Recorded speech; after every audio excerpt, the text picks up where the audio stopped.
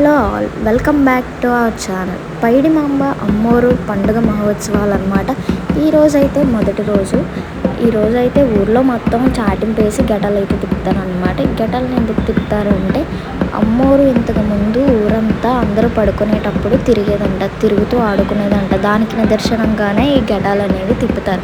ఒక ఘటం వచ్చేసి అమ్మోరు, ఇంకో ఘటం వచ్చేసి తోలు ఘటం, మధ్యలో ఘటం వచ్చేసి పోతురాజు ఘటం అంటారు అనమాట.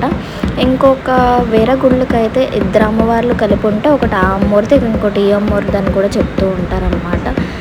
ఇలా నిదర్శనంగా మొదటి రోజు అయితే 2 ఘటాలు తీసుకొని తిప్పుతారు. ఒక ఘట్టం వచ్చేసి అమ్మవారిది, ఇంకొకటేమో తోలు ఘట్టం అయితే తిప్పుతారనమాట.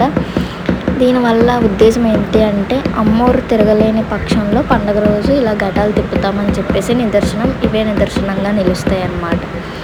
ఈ కుండలు అదే ఘటాలకి పసుపు అనేది రాయడం జరుగుతుంది. బార్కోడ్ అంటే ఎవరు అంటే డప్పు కొట్టి చాటింపేసేవాడు బార్కోడ్ అంటారనమాట.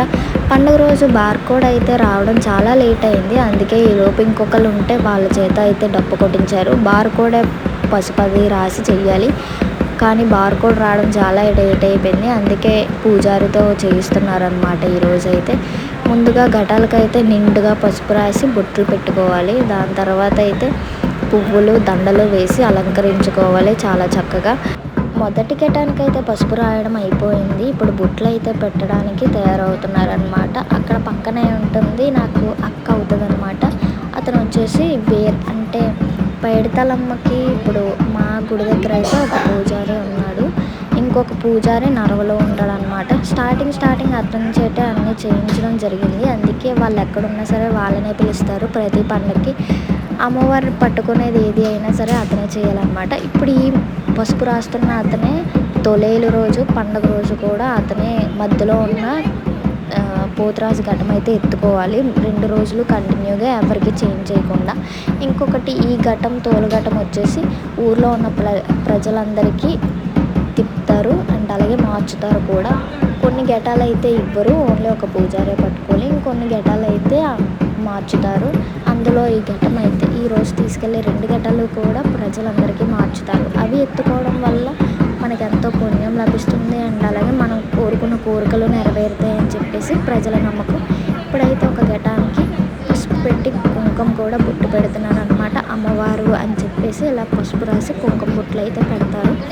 రెండో ఘటానికి కూడా అలానే చేస్తారు. సో ఇదన్నమాట ప్రాసెస్. ఇలా ఈ ఘటాలనంతా కూడా బాజీ జంక్షన్లోను ఊరంతా, అలాగే చిన్న బుచ్చిరాజుపాలెం, పెద్ద బుచ్చిరాజుపాలెం కూడా తిప్పుతారనమాట. మొత్తం ఊరంతా కూడా తిప్పాలి కంపల్సరీగా. ఎక్కడ ఒక్క వీధి కూడా వదిలిపెట్టకూడదు అనమాట. 2 ఊర్లు కూడా బాజీ జంక్షన్లోకి వస్తాయి కాబట్టి అందుకని చెప్పేసి అన్నిటి బుచ్చిరాజుపాలెం, బాజీ జంక్షన్ తిప్పుతారు. ఈ ఘటాల్లోనైతే కొంతమంది అన్నం పెడతారనమాట. మొదటిగా తీసిన ఊర్పు అన్నం అయితే పెడతారు. దాని తర్వాత ఒక దాంట్లో అయితే బియ్యం వేస్తారు. అలా వేస్తుంటే కలిసిపోతున్నాయి అని చెప్పేసి 2 కూడా బియ్యమే వేస్తారు. అలాగే పళ్ళు, బియ్యం, కొబ్బరికాయ, అట్టుపళ్ళు ఇలాంటివి ఏమైనా వేయచ్చు అనమాట ఘటాల్లోనూ.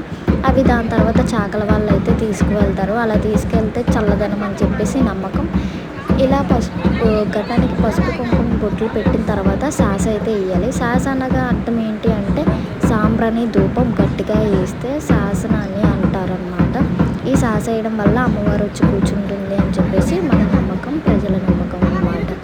దీన్ని ఇలా అయితే ముగిస్తారు. దీని తర్వాత ఘటాలు 2 కూడా ఎవరైతే గుడి కట్టించిన వాళ్ళు ఉంటారో వాళ్ళిద్దరి చేతుల మీదుగా బయటకు అయితే తీసుకొని వెళ్ళి వాళ్ళ ఇంటి కుటుంబ సభ్యులు అయితే మొదటగా ఎత్తుకుంటారు. దాని తర్వాత మిగతా ప్రజలందరికీ మార్చుతారనమాట. ఇది జరిగే పండగ పద్ధతి. మొదటి 3 రోజులు కూడా ఇలానే ఉంటుందన్నమాట. తొలేలు రోజు పండగ రోజు వేరేలా ఉంటుంది.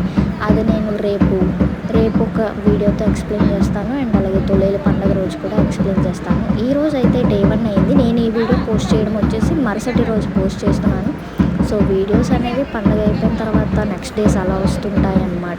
సో కంపల్సరీగా చూడండి. ఎవరికైనా తెలియకపోతే డౌట్స్ ఏమైనా ఉంటే కింద కమెంట్ చేయండి అండ్ నేను నా డౌట్స్ ఎవరినైనా అడిగి క్లారిఫై చేస్తాను. అండ్ ఈ వీడియోలో ఏదైనా మిస్టేక్స్ ఉంటే నన్ను క్షమించండి. నాకు తెలిసినంత వరకు నేను చెప్పాను, ఏది నా ఓన్గా చెప్పింది కాదనమాట. నాకు పెద్దవాళ్ళు ఏవైతే చెప్పారో సో నేను అవే ఈ వీడియో మీకు ఎక్స్ప్లెయిన్ చేస్తున్నాను. సో ఈ వీడియో మీకు నచ్చినట్టయితే మన ఛానల్ని సబ్స్క్రైబ్ చేసుకోండి. అండ్ అలాగే ఇలాంటి మోర్ వీడియోస్ కోసం ఇక్కడ మన ఛానల్ని చూస్తూ ఉండండి.